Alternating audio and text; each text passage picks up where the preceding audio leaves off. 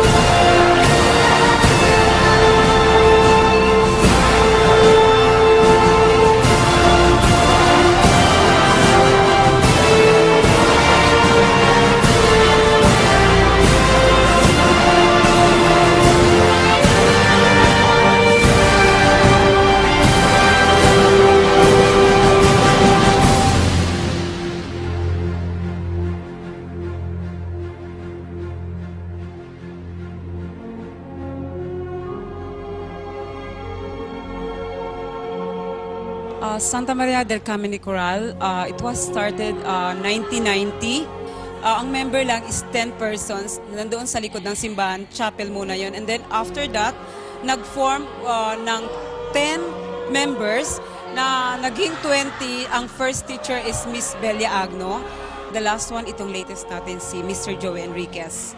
This is the first time na nagkaroon ng concert, free concert sa Milan and then sa Como. The very first time headed by Mr. Joey Enriquez. Thank you so much. Ako si Vanji Panganiban, coordinator ng Santa Maria del Carmen Choir. Isang malaking pagtitipon namin ito dahil nagkakaroon kami ng konserto. At bilang coordinator, ako ay nakikipag-coordinate sa mga dapat na mga taong kasama namin sa magiging konserto na ito. Pero hindi ko ito magagawa ng nag-iisa, kundi dahil sa mga tulong ng aking mga kasama dito. At higit kanino man ay sa aming maestro na si Joey. Salamat. Prof. Joey arrives sa Carmini sa amin sa choir 2004. Ako yung responsible sa pagtawag sa kanya. It was then Father Ricky na yung aming choral professional priest na pinaghahanap ko kasi that time wala kaming nagtuturo. And sabi pinahanap ko nga yung pinakarayang kayabiyab na Como. And masaya ang grupo at nakuha namin siya. At ito na nga yung project ngayon after a year. Mangyayari na sa December 8 and 11. Sana maging successful. And I hope na magtuloy-tuloy pa yung mga project na darating. At sana maging intact pa yung grupo to Prof. Joey. Thank you. As a new member, na-inspire akong sumali sa kanila. I've been in a choir in Quiapo Church for almost 12 years. So I would like to share my talents to them. Nakita ko rin yung potential nila na may makikitang may mga i-share din sila sa akin. Meron din ako may i-share sa kanila. Kaya mas pinili ko na sa kanila ako sumali sa karamihan ng mga choir na gusto kong kuhanin dito sa Milan. Ang idea ay nag-started last year nung magkaroon kami ng Christmas party sa Milan at binanggit ko sa kanila na kung pwedeng, kasi ang dream ng bawat isa ay magkaroon ng full-length concert yung from the start hanggang sa huli.